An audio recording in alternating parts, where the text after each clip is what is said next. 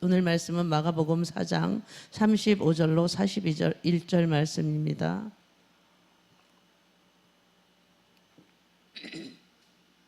마가복음 4장 35절로 41절 말씀입니다. 다 같이 합독하시겠습니다. 그날 저물 때에 제자들에게 이르시되 우리가 저편으로 건너가자 하시니 저희가 무리를 떠나 예수를 배에 계신 그대로 모시고 가매 다른 배들도 함께 하더니 큰 광풍이 일어나 물결이 부딪혀 배에 들어와 배에 가득하게 되었더라.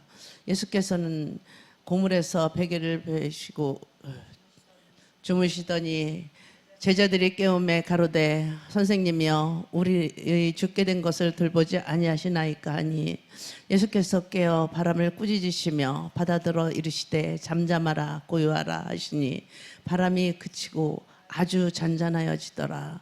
이에 제자들에게 이르시되 어찌하여 이렇게 무서워하느냐 너희가 어찌 믿음이 없느냐 하시니 저희가 심히 두려워서 하여 서로 말하되 저가 누이기에 바람과 바다도 순종하고 하였더라.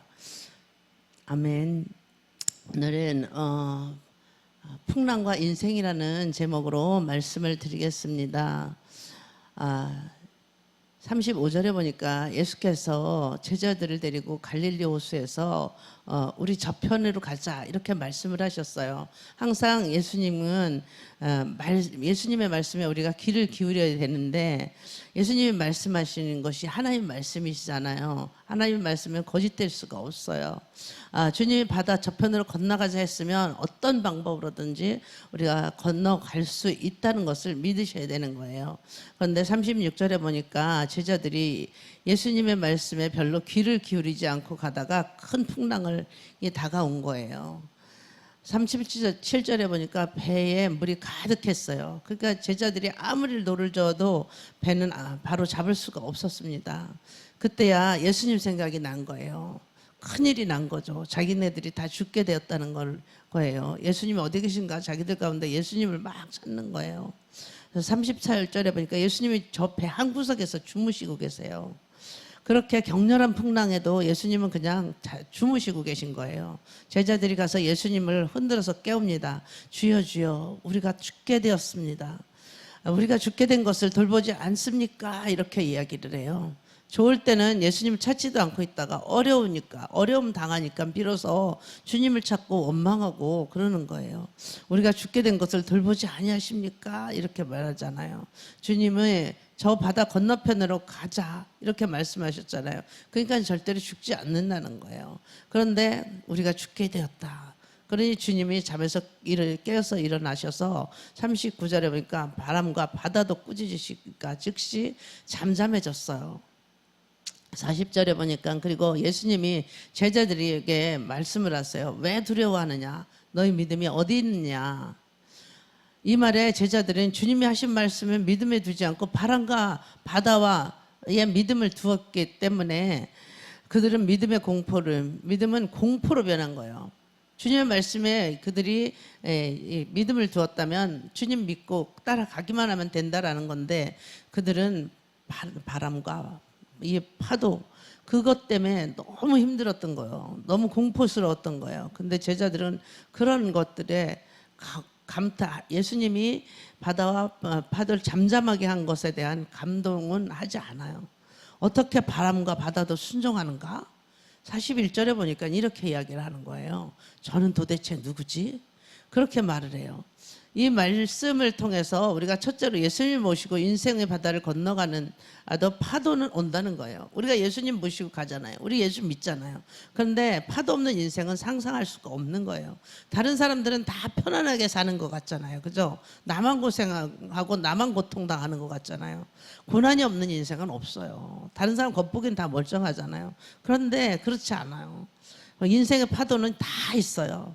크고 작느냐 이것 차이예요. 그런데 아주 하나님이 또 크게 쓰실 사람들은 그 파도를 더 그냥 풍랑이 더 많아요. 그 고통과 그 인생을 다 살아내게 하시는 거예요. 그리고 그 사역을 시키시는 거예요. 하나님이 그걸 살아내게 하신 다음에 그 사람들의 심정을 다 이해할 수 있게 만드는 거예요. 그리고 그 나서 그 사람들이 그 사람들을 이제 치유할 수 있는 능력자로 하나님 세우시는 거예요. 그런데 그것도 하나님이 하시는 것도 있지만 마귀가 있기 때문에요. 마귀가 있기 때문에 마귀가 없으면 고난이 없어요. 그러나 마귀가 이 세상에 있는 이상 마귀는 사람들을 그냥 내버려 두지 않아요. 욥같이 순전하고 착한 사람도 공격을 했잖아요. 찾아다니는 거예요. 마귀는 어디로 들어가야 되나? 내가 누구를 공격해야 되나? 두루 다닌다고 그러잖아요. 두루. 마귀는 원래 루시퍼 천사장이었는데 하나님과 동등됨을 취하려고 하다가 쫓겨난 거잖아요. 자기 밑에 천사 3분의 1을 데리고 나갔어요. 그 권세 잡은 그 3분의 1이 다 귀신이 된 거예요. 마가복음 5장 1절에 보니까 귀신의 수가 얼마나 많은지 바다 건너편 돼지떼가 한 2,000마리가 먹고 있는데 거기서 먹고 있는 미친 사람 한 사람이 있었어요. 마가복음 5장 1절에 거기서 먹고 있는 미친 사람 한 사람이 있었대요. 2절에 보니까 독리가 다 아는 사람인데 옷도 입지 않고 독리 밖에서 고함을 치고 사람들을 위협하는 사람이 있었는데 아무도 그 사람 곁에는 가지들 못해요. 6절에 보니까 그런데 예수께서 배에서 내리시니까 그 사람이 쏜살같이 뛰어와서 절을 하는 거예요. 그리고 나는 당신이 누군지 압니다. 당신이 하나님 아들인 줄 압니다. 나를 무적행으로 보내지 마십시오. 이렇게 주님께서 귀신을 보고 나오라. 그 귀신이 그 귀신 들리는 사람이 그냥 자기를 예수님을 보고 스스로 쫓아온 거예요. 스스로. 그리고 나는 당신이 누군지 안다는 거예요. 하나님이 아들인 줄 안다는 거예요. 그럼 나를 무적행에만 보내지 말아달라고 이렇게 얘기하는 거. 무적행에 들어가면 다시는 나올 수가 없으니까. 한번 들어가면 못 나오니까. 그러니까 귀신 보고 예수님 말씀하시잖아요. 거기 내 이름이 뭐냐? 우리가 많습니다. 많대요. 군대입니다. 로마 군대는 2,000명, 5,000명 막 이렇게 그걸 군대라고 그래요. 그러면서 하는 말이 그냥 쫓아내지 마시고 저 돼지떼 속으로 들어가게 해달라고 이야기하잖아요. 귀신은 어찌하든지 사람에게 못 들어가면 짐승에게라도 붙어서 살려고 하는 거예요. 그러나 예수님이 가라. 그러니까는 순식간에 짐승에게 들어가니까 순식간에 돼지떼가 산비탈로 내려가서 호수에 빠져서 다 죽고 말았잖아요. 이게 거라사 돼지 사건인데 그 귀신이 들어오면 사람들만 괴롭히는 게 아니에요. 짐승도 괴롭혀요. 그래서 미친 개도 있고 우리가 주변에 보면 그런 거 봤잖아요. 미친 돼지는 못 봤는데 개도 미친 것들을 전 봤어요.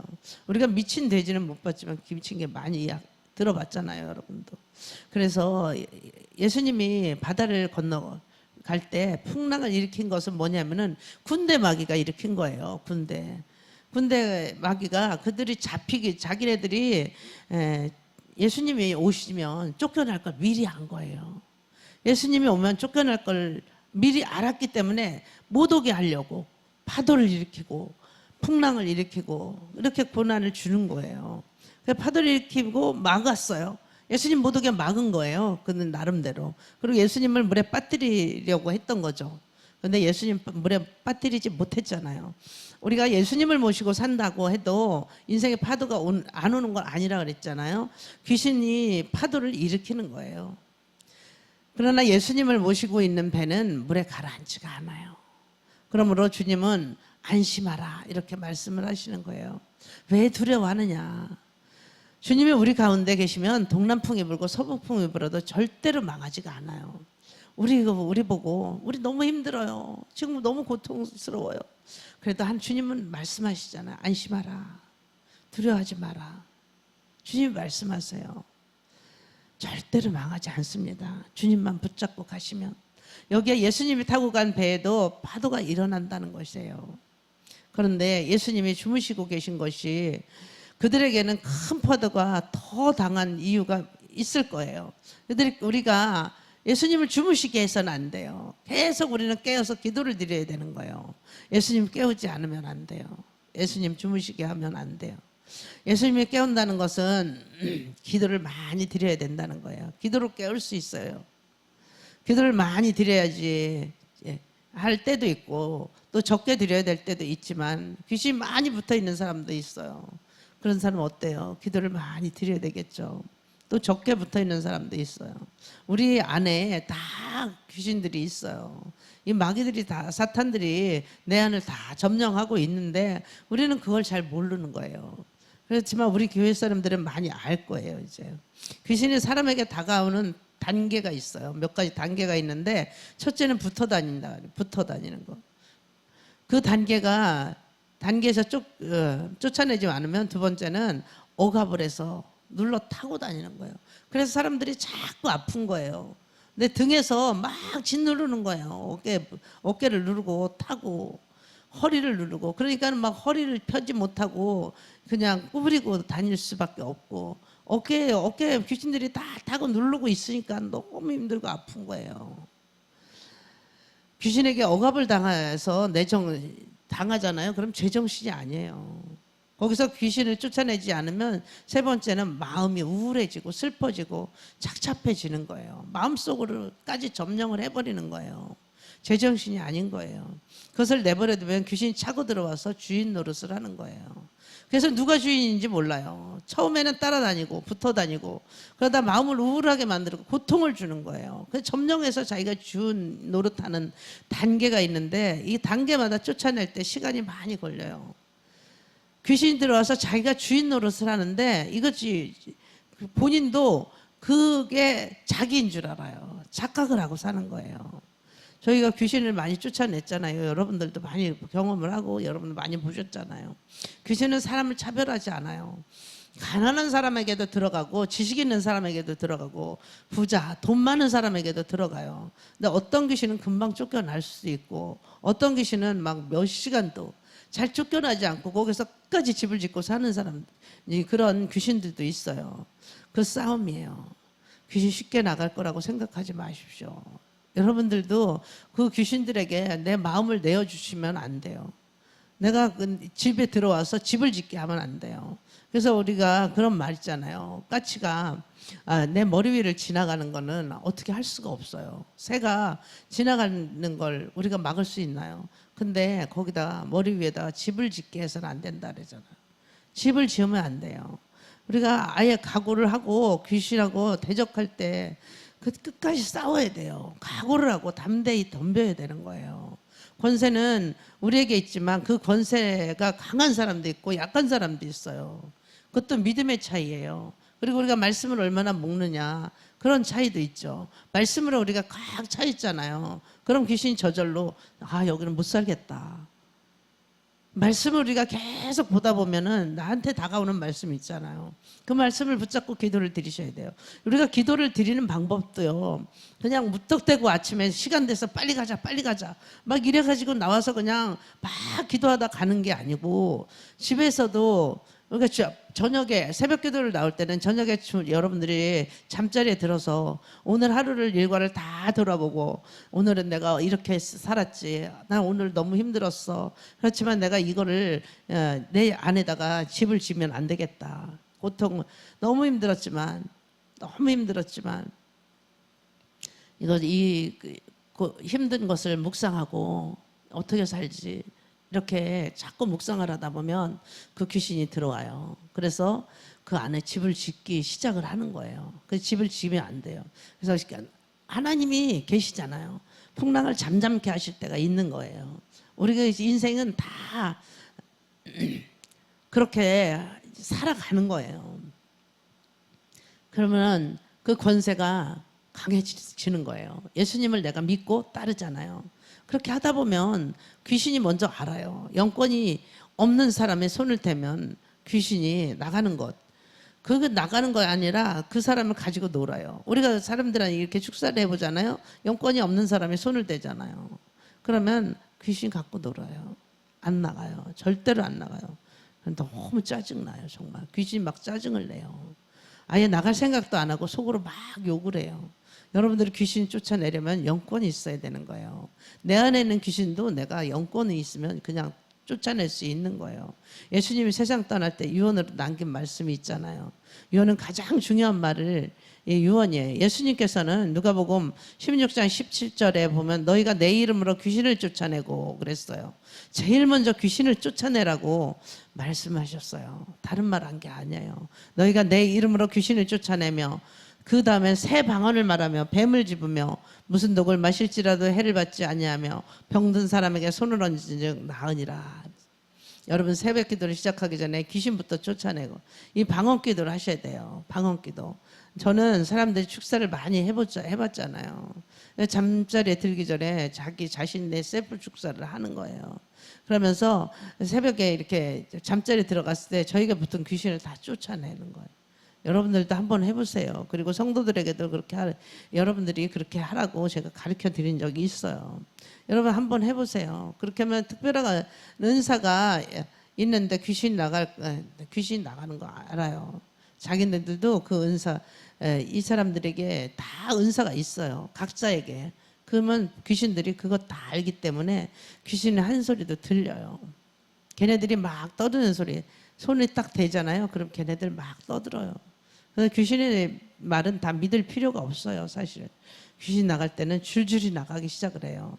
또 안 나간 척 할 때도 있어요. 이 거라사 지방에 있는 사람들이 볼 때 거라사 그 귀신이 그 귀신 들린 사람이 돼지떼로 들어갔잖아요. 그러면은 그런 예수님이 오셨잖아요. 와, 그 예수님 환영하고 그냥 인정하고 거기 모셔드리면서 뭐 예수님에 대한 것을 배우려고 해야 되잖아요. 그런데 그 거라사 지방 사람들은 어때요? 예수님 빨리 떠나라 그랬잖아요. 빨리.